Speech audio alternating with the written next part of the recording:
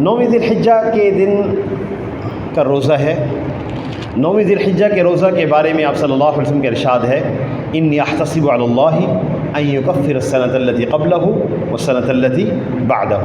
مجھے امید ہے کہ اللہ تعالیٰ ایک سال پچھلے اور ایک سال اگلے گناہ معاف فرما دیں گے۔ ہمارے ہاں 9ویں ذی الحجہ اس دفعہ ہمارے ہاں بروز اتوار کو ہے، اور پیر کو ہمارے ہاں 10ویں ذی الحجہ ہے، یوم النحر ہے اور عید کا دن ہے۔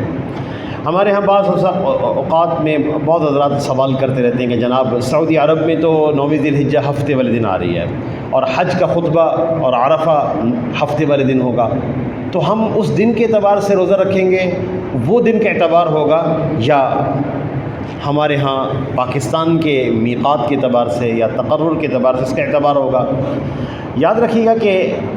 یہ تو اب مواصلات کے ذرائع عام ہوئے ہیں، اور ہمیں پتہ چل جاتا ہے کہ سعودیہ میں چاند ہو گیا ہے، اور لمحہ بھر میں خبر معلوم ہو جاتی ہے، وگرنہ کچھ 100 سال قبل چلے جائیں تو مواصلات کے یہ ذرائع نہیں تھے،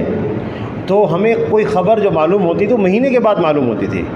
تو 1300 سال سے امت کا کوئی جو ہے معمول یہ نہیں ہے کہ وہ سعودی عرب کے عرفہ کے دن کے اعتبار سے وہ اپنا عرفہ رکھا کرتے تھے، امت کا معمول نہیں ہے۔ اور دوسری بات، سعودی عرب کے عرفہ کے دن کے ساتھ ہمارا روزہ نہیں ہو سکتا، ہم پاکستان والوں کا نہیں ہو سکتا۔ پاکستان جو ہے اس کے اوقات سعودی عرب کے اوقات ہم سے 2 گھنٹے کا ہمارے اور ان کے درمیان فرق ہے۔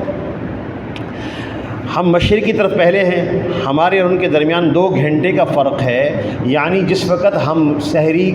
کھا رہے ہوں گے، روزہ رکھ رہے ہوں گے، یا روزے کی جب ہم نیت کر رہے ہوں گے، اس وقت تک تو وہاں 9ویں ذی الحجہ کا آغاز ہی نہیں ہوا ہوگا،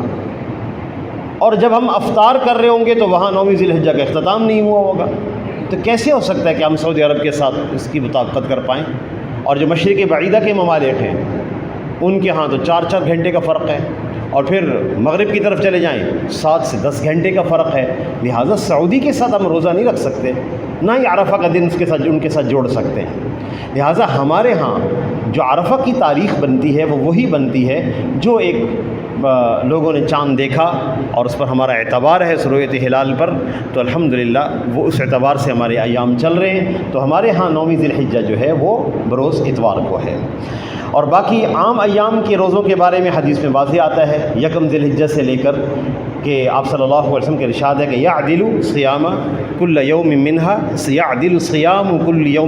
بصیام سنۃ وقیام کل لیلۃ منہا بقیام لیلۃ القدر، کہ اس کا ایک روزہ 1 سال کے روزوں کے برابر اجر رکھتا ہے، اور اس کا قیام لیلۃ القدر کے قیام کے برابر اس کی راتوں کا اجر ہے۔